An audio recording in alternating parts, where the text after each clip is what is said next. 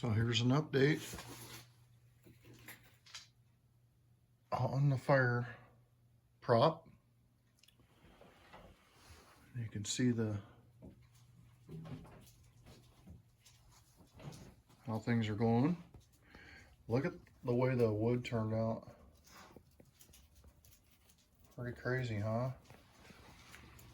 Okay. And then, so what I've done is I thinned out some of that foam, and you can see the red down in there. There's holes through here that it's letting this light come through to give you that glowing effect. It's just a red bulb in there. And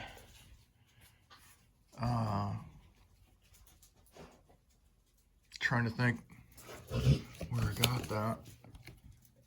That's what it is.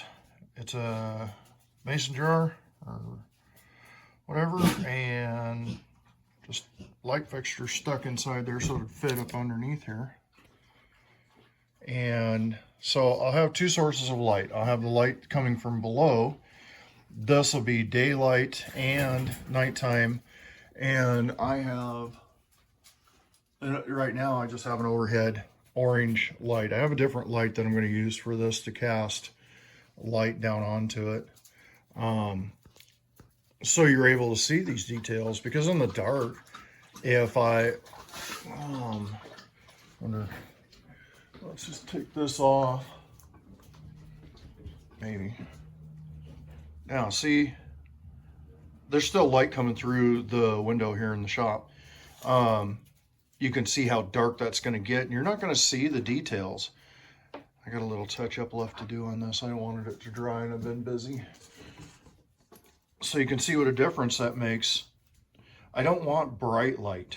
This is an orange bulb, LED bulb. I don't know why I just tried to, I thought maybe I could get sideways to it and show you. Anyway, it's better than a direct bright light, white bright light on there, because I want to just show details. And I don't even know if I want it this bright. I might put a dimmer on it or something. I'm going to fool around with it and get the depth that I'm looking for, right? So anyway, I wasn't going to put a bunch of red into it, but red, it tells you what it is, right? It translates to your mind, oh, it's fire, in the daytime. You don't even see that at night. Red disappears at night. So you're not going to see it hardly at all, and you can kind of see what happens as soon as I took the light away. It just disappears. But this, put overhead back on. Remember this dude? This is, yes, my dog is like, I don't like that thing. So here's the barbecue spit, right? This is the rotisserie dude. It's going to go down there. That's what this fire prop is all about, is to go down in here and complete a scene. And I got more to do, and I will update you when this is put into place and all that business is done, and how it looks. And I'm working on an eyeball for this guy's head. I don't know how it's going to turn out. And I think I showed you all this already with the motor, and we'll see how that motor holds up. I have another one ready on standby to go back in there. That's why I built it the way I did. Now this is just run off of the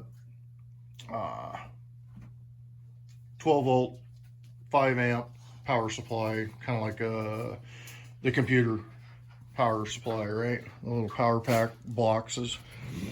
And that's what this is going to be run off of, with a speed controller. And so I can get the right speed, the right everything. And again, the lighting I have to mess with, where it's shining on this and below, or do I just cast below? Because I want to catch this too, right? So there'll be some lighting stuff that I'll have to work through on this to get it to shine. Anyway, that is the update on that part of what's going on here with the fire prop. And you can kind of see how it turned out. It looks like freaking burnt wood. It looks pretty good to me. All right. Thanks for watching. CrowHaven out.